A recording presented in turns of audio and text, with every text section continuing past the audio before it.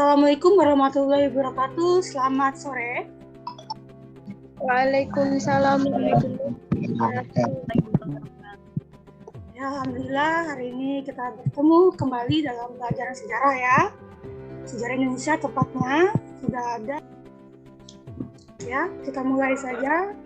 Sebelum kita mulai pelajaran pada hari ini, kita sudah selesai.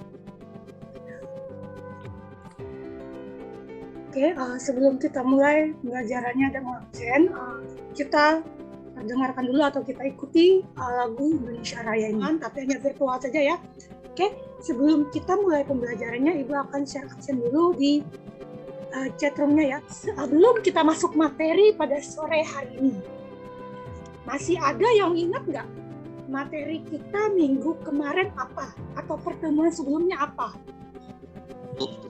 Ya, Jody? Apa Jody? Pengaruh masuknya sejarah Hindu-Buddha Indonesia. Kebudayaan. Oke. Pengaruh masuknya budaya Hindu-Buddha Indonesia, Bu. Pengaruh masuknya kebudayaan Hindu-Buddha di Indonesia. Benar, jadi masih mengingat. Oke, ada yang bisa menyebutkan apa saja sih pengaruh kebudayaan yang masuk ke Indonesia ini? Oke, Linda, Siti Norma Linda ya. Silakan Linda. Dari bahasa, tulisan, politik, sistem pemerintahan, ekonomi, sistem mata pencarian, dan juga agama, dan juga sosialnya. Oke, benar ya. Ada banyak sekali seperti bahasa, tulisan, ekonomi, sosial, budaya, sampai ke pemerintahan. Oke, alhamdulillah.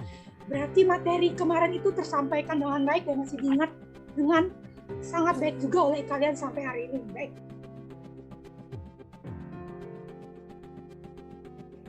Berarti kita hari ini masuk ke materi baru ya. Masih kompetensi dasar yang sama, cuma dengan materi yang berbeda lagi. Oke, Ibu akan share screen dulu. Ya.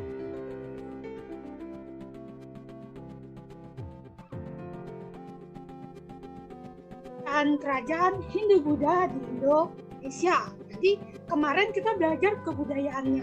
Kebudayaan dari India yang masuk ke Indonesia. Sekarang kita masuk kerajaan-kerajaan Hindu-Buddha yang ada di Indonesia yang akan kita pelajari pada hari ini.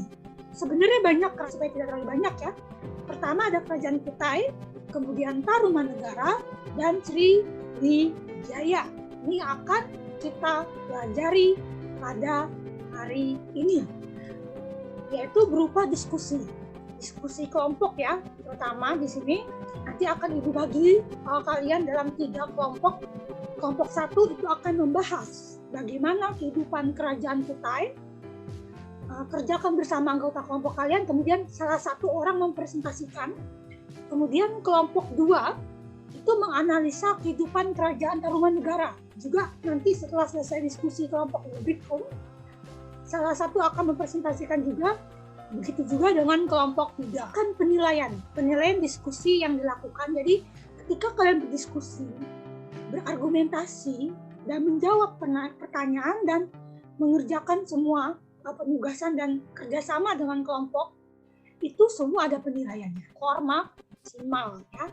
Jadi di kegiatan ini ada nilai atau KKM, kriteria ketuntasan minimum yang harus dicapai, yaitu 60. Ibu akan bagi kalian dalam 3 kelompok ya. Tunggu sebentar.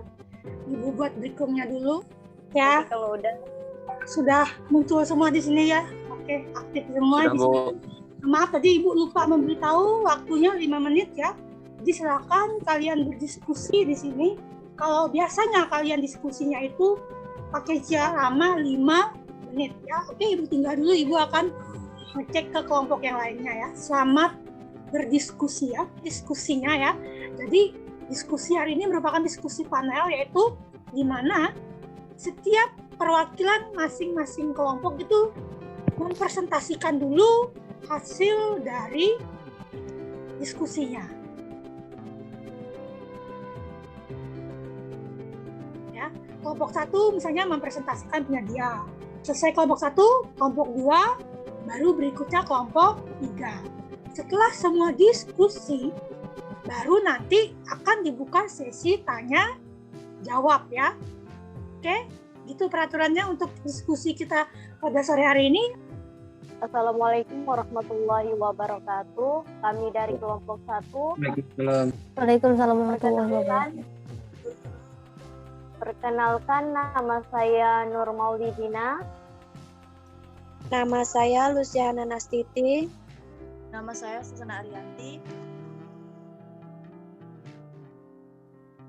Nama saya Muhammad Adam Rifki Alfarizi. Nama saya Aditya Surapratama. Di sini kami akan mempresentasikan tentang hasil diskusi kami tentang Kerajaan Kutai yang akan disampaikan oleh Susan Arianti. Untuk Susan Arianti dipersilahkan untuk mempresentasikan hasil diskusi kami. Politik luar negeri Kerajaan Kutai. Dari beberapa buku referensi yang kami baca, belum ada catatan mengenai politik luar negeri Kerajaan Kutai. Kemungkinan karena Kerajaan Kutai meninggalkan sedikit sekali catatan sejarahnya. Karena yang saat ini ada dari catatan Kerajaan Kutai hanya bersumber dari prestasi Yupa, yang mana di situ dijelaskan hanya silsilah raja dan persembahan raja berupa 2.000 ekor sapi kepada para Brahmana. Kerajaan Kutai mempercayai agama Hindu, yaitu Hindu Shiva. Tetapi di luar golongan Brahmana dan Ksatria, sebagian besar masyarakat Kutai masih menjalankan adat istiadat dan kepercayaan asli mereka. Ekonomi sosial Kerajaan Kutai tergambar dalam salah satu Yupa. Dalam prasasti Kutai dapat disimpulkan beberapa kegiatan ekonomi yang dikembangkan masyarakat Kutai, antara lain pertanian, berternak, dan perdagangan. Runtuhnya Kerajaan Kutai.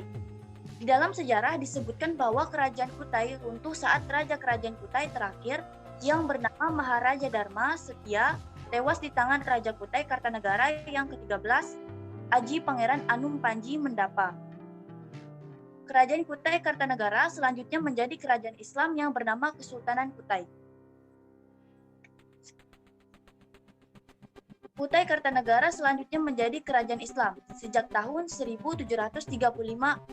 Kerajaan Kutai Kartanegara yang semula rajanya bergelar pangeran berubah menjadi bergelar sultan, Sultan Aji Muhammad Idris, dan hingga sekarang disebut sebagai Kesultanan Kutai Kartanegara. Sekian, terima kasih.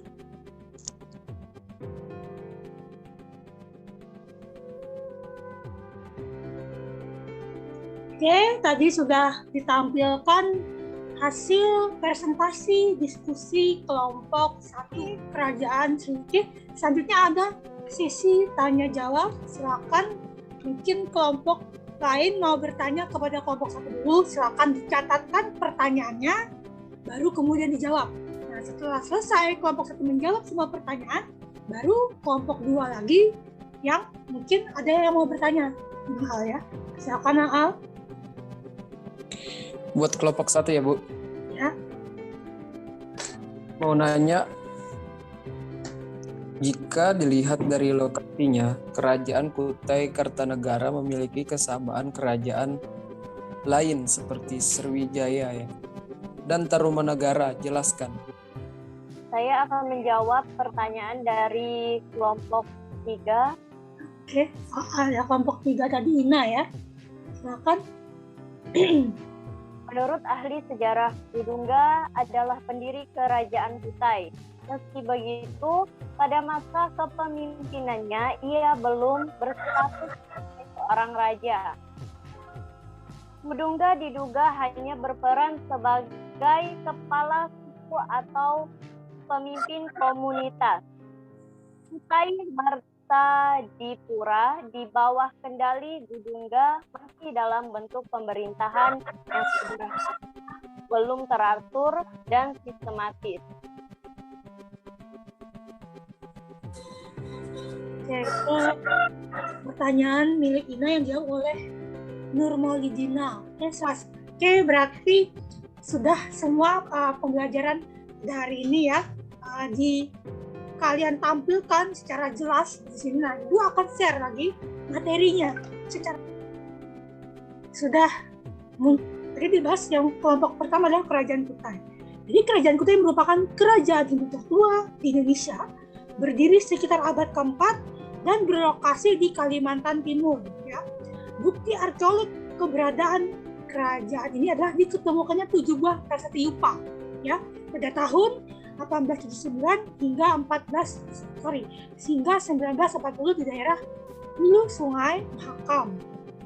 Selanjutnya, nah di sini silsilah keturunannya yaitu ada Kudungga, Asawarman, dan Mula. Dijelaskan secara singkat dari semuanya tadi dari kalian berkelompok itu sudah sangat jelas sekali karena gambarannya. Baik, dari awal materi sampai kita mendekati akhir materi ini, ada yang mau ditanyakan terkait pembahasan kita dari materinya sampai ke diskusi kelompok sampai habis Ibu menjelaskan materi?